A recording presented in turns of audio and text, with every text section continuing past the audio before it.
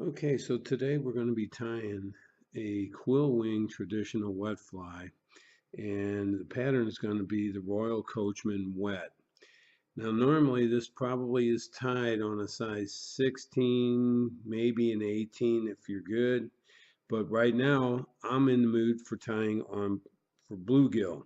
We're getting warm weather, and I need to start filling up some bluegill patterns.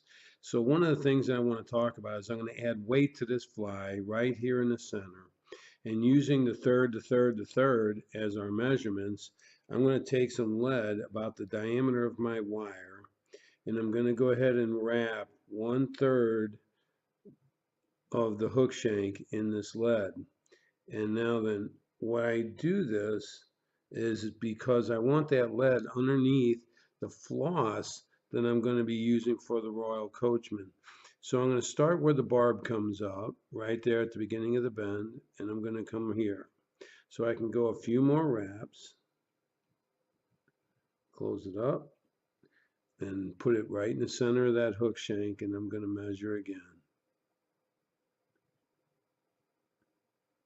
Very happy with that. So I'm going to come up and I'm just going to reach in here at the bottom of my anvil and cut my lead.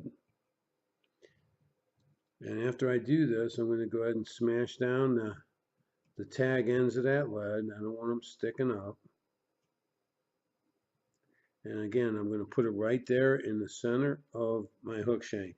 Now I'm going to start with some black 8/0 thread, and I'm going to wrap about 2 eyes back.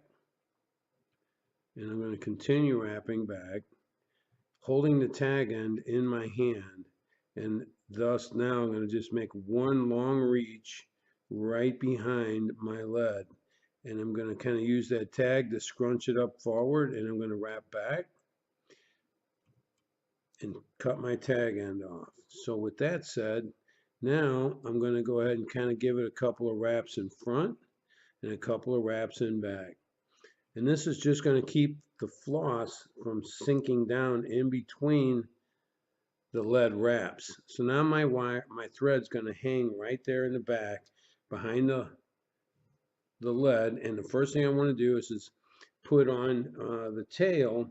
And this is the golden pheasant tippet fibers that I'm going to use. Now, you only use 5 or 6 of these fibers.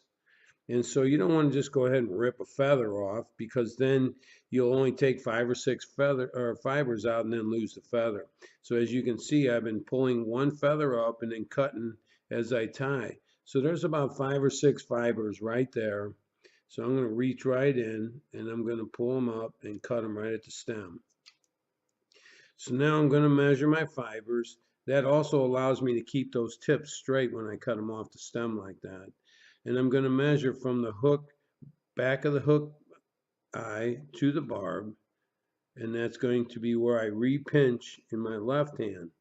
And now I'm going to take this, and it so happens that my pinch right above the hook barb is going to allow these to be just right behind the lead. So I'm going to cut them a little bit shorter and then tie them in right behind my lead, and that's going to help create a nice smooth body. Check those lengths, and we're going to pull them just a little and continue wrapping because that length kind of got short. So there you go. Hold it straight up, wrap back all the way to your hook barb. If your thread hangs like in a pendulum and it hangs right there at that hook barb, then you know you're right there. So I'm going to wrap forward, and I'm doing this with the full intentions of keeping this surface nice and flat. I don't want any lumps or bumps. Okay, so now I'm going to take and wrap forward right back over the lead, and I'm going to wrap right up to my tie-in point. So now I know that this kind of sounds strange, but I'm going to tie in my brown hackle. And my brown hackle, as you can see, is just a regular hen, nice brown hen, and I've stripped the stem down, and I didn't cut this intentionally because this is going to be my handle. And I'm going to tie it in out over the eye with the concave. As you can see, the concave, or it goes like this to me. So that's the dull side. And the way I measured up the length is I stripped it, pulled these back, and I held the stem up to the eye, and then I looked at the length of the barbules, and they go right back to the barb, and that's the length of the shank, and that's what I want. So I'm going to go ahead and tie these in, this feather right here on my side of the hook shank with just a couple of wraps, and I'm going to, and notice the naked shank here in front between two eyes back, and that's going to be our head. So I'm going to kind of pull this back, and I've got a little bit of, if you can see this, I have no barbules. I have a little bit of a naked stem, and I'm just going to go ahead and wrap this back to the lead, keeping my hackle facing me. Try not to let it spin. As you can see, if it does, use your thumbnail and spin it back. Cut this stem right there at the base of that lead, and now your hackle's tied in nice and tight, right like that. And I'm going to go all the way back, right over the top of my lead. And if you notice, by doing this, I've increased the diameter of the hook shank in front and back of that lead. So now my hook shank is actually starting to get even. So I'm going to go ahead and take 3 to 4 strands of peacock. Now, if you're tying on a 16, you might only want 2. But since I'm tying this for bluegill, and I'm tying this on a 10, I'm going to take several. And I'm also going to take some nice even length long ones here like this, if you can see. And the reason for that, and that is I'm going to go ahead and use 3, 4. Okay, and I'm going to take and pull that length up, and I'm going to put all 4 together in a bundle, and then I'm going to cut the tips even. And I'm going to go ahead now, and I'm going to tie these in right behind that lead. Again, not on the lead. And I want to keep this nice and tight and smooth. I don't want any bumps. And the reason, again, is when I go ahead and tie in this peacock, I don't want it fighting me and rolling around. So it's going to be about 5 wraps of peacock from here to the back of the lead. So I'm going to wrap around my thread 1, 2, 3, 4, 5. And now from here, I'm going to go ahead and rotate. 1, touching wraps 2, 3, and 4, and 5. And so, like I said, so now you see my thread is not all entangled inside the rope of the peacock, because I did 5 wraps of each one around itself and then around the actual shank. All right, so from here, I'm going to go ahead and wrap forward, and I'm going to take this peacock and pinch it, and I'm just going to put a big long wrap right up to the base with 2 of them to the base of my lead. So now what I'm going to do is I'm going to take some red floss, and I'm just going to go ahead and hold it, and I'm going to tie it in right like this. And I'm going to give a nice long tag on it, and I'll tell you why. Because floss is kind of slippery, and it's actually the weak point on this fly. So I'm going to double this up, pull back, and then wrap over the top of itself just a few more times, and then I can cut this tag. So now I'm tied in, and I'm going to go ahead and wrap. Now floss, I'm keeping this flat. I'm looking at it, keeping it nice and flat, and I'm going to wrap back, as you can see, covering the top of that lead along with that peacock. And I'm going to create a nice smooth body on my lead, just like that. And I come right back over the top of it, and I come forward with those touching wraps. And I'm in no hurry here. I want to keep everything nice and smooth. Do the bluegill care? Maybe not, but I do. And so now floss is kind of transparent, and that was 1 wrap down, 1 wrap back. I'm going to do this one more time because I don't want the floss to get wet and show the color of the lead or the peacock coming through that floss. I want it to stay and retain its red color. And so by doing another wrap down and back, I'm going to be able to give it a layer to where nothing will penetrate its color from underneath. So again, I'm keeping this flat, as you can see. And now as I come forward on my last wrap, I'm going to go ahead and come up, and I'm going to wrap thread behind it. And I'm wrapping forward over the top of it in that peacock, by the way. And again, since floss is slippery, now I'm going to come back and wrap over itself again. Just a couple to keep it from pulling out. And now I give it one of those. From here, I'm going to pull this peacock. And because, like I said before, I'm going to wrap 5 wraps. 1, 2, 3, 4, and 5.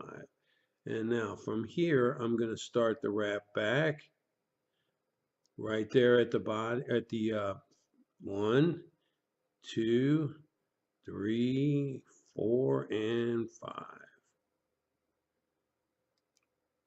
And yes, it come out perfect again. No tanglement of the peacock and thread. So from here, I'm going to reach in now and cut this. And now what I'm going to do is I'm going to take my hackle, and I also wanted to say that, you know, a hackle stem is not round. It is oblong. And by tying it in this way, on my side of the hook shank, when I go to start this feather, I'm actually going to wrap it against the flat side of the stem. And as you can see, I'm going to go right behind my thread that's hanging there. And the stem is actually going right around that hook shank on the flat side, and that's what keeps it lined up. If you try and twist this thing around in circles trying to get this to lay up, you're just fighting the stem itself. So now, as you can see, I've gone that many. I'm going to go one more. And remember, you're not trying to create hackle to suspend this fly like a dry. It's just to simulate legs. As I come up like any other dry fly hackle wrapped around, I don't want to trap the barbules. So I come up with it as I bring the thread around.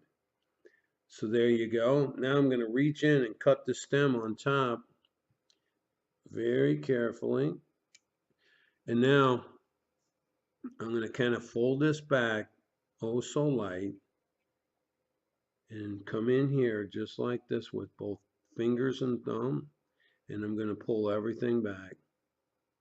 And now I'm going to go ahead and start wrapping back right over that hackle.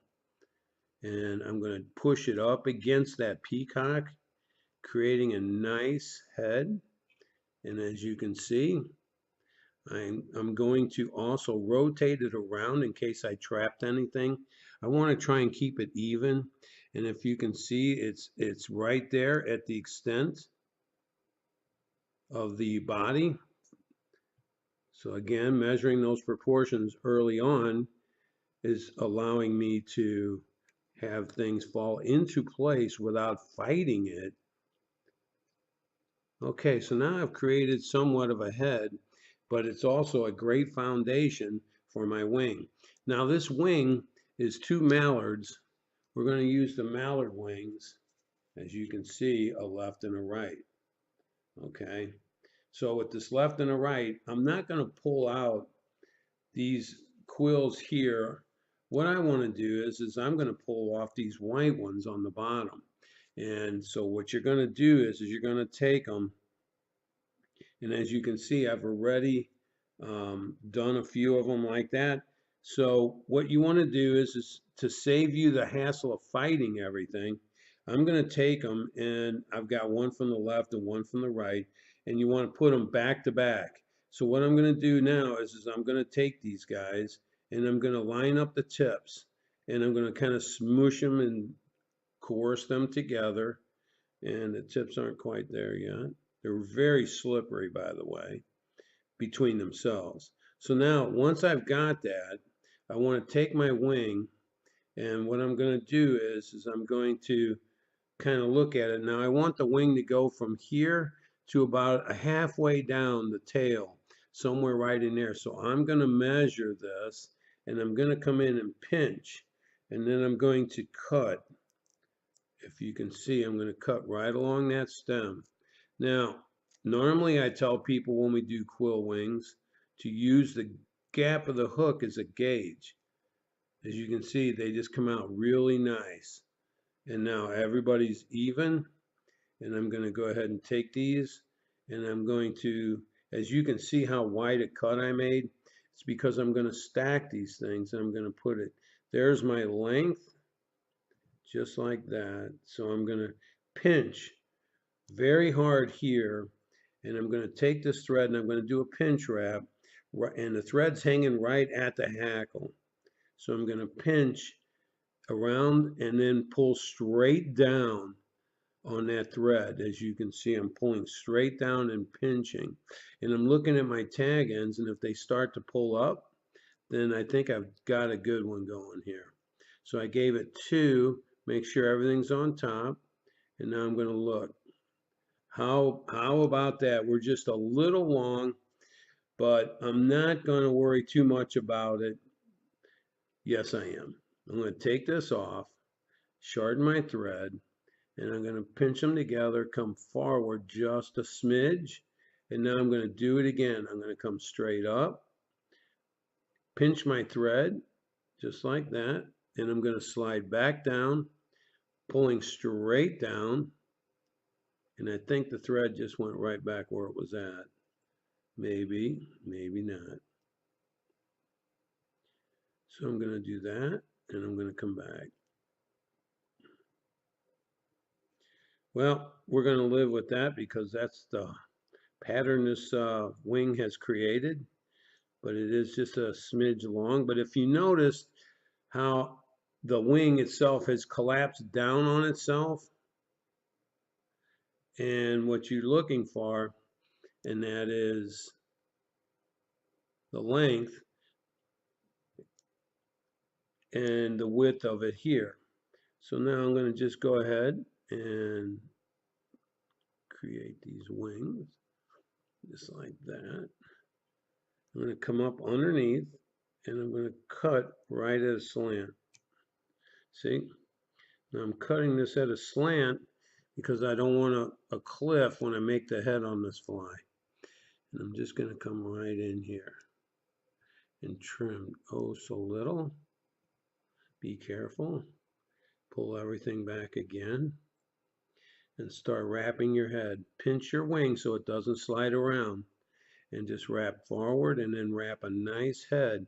And if you noticed, we have no jamming up on the eye. Most of your wet flies, when they're tied incorrectly, you run out of room up here on the front, and your wet fly has a tendency to have a jammed up eye. I like a good tapered head and a nice bulbous head on a wet fly like this, on your traditional. So now what I'm going to do is I'm going to go ahead and give it a nice whip finish.